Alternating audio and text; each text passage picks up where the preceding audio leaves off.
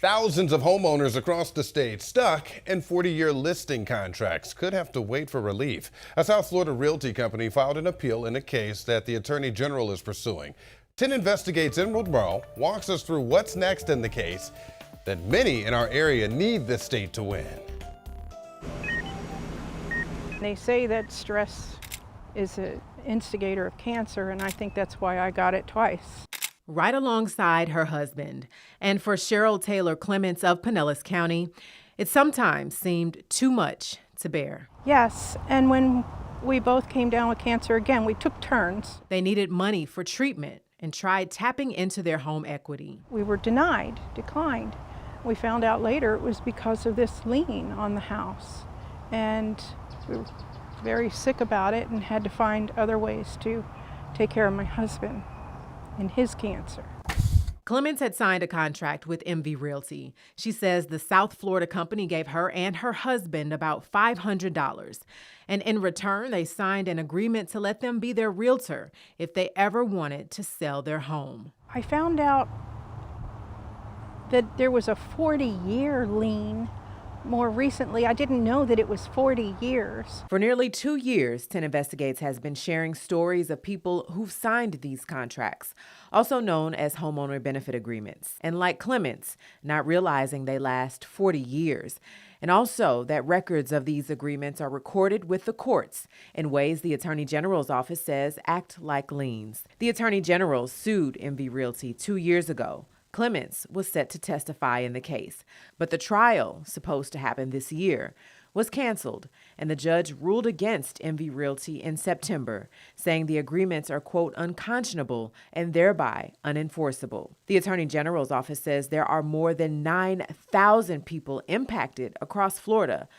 And in court this week, the state said there could now be even more. MV Realty is still enforcing the homeowner benefit agreements. The Attorney General's office wants MV Realty to record cancellations of these agreements to clear people's property titles.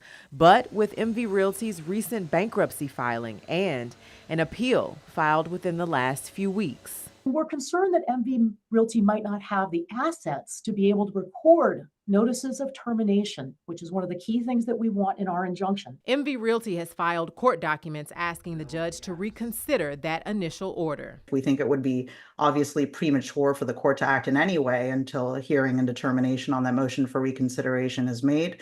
And you're right, we have appealed, and we do take the position that as a result of that, there are jurisdictional limits on what this court can and cannot do. 10 Investigates sat down with consumer protection attorney Bryant Donovan to see how this appeal could impact homeowners waiting for relief. The appeal really can slow things down. There's a lot of moving parts as well when you're dealing with so many victims, but just kind of dealing with all of the individuals that are coming forward saying I've been affected.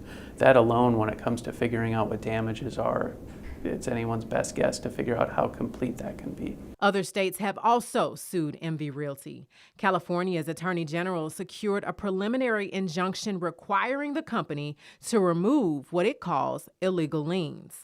Success those like Clements hope the Attorney General will have here. I would like some sort of restitution. I would like to put my life back together. A life she prays will remain cancer-free. And as she waits, she'll keep leaning on two things for support. God. God and confidence in every circumstance that He has us. Emerald Morrow, 10 Investigates. The next hearing in this case will be later this month. Experts warn if you are tempted to take cash up front from anyone asking you to sign a contract, make sure you have an attorney review the documents before making a decision.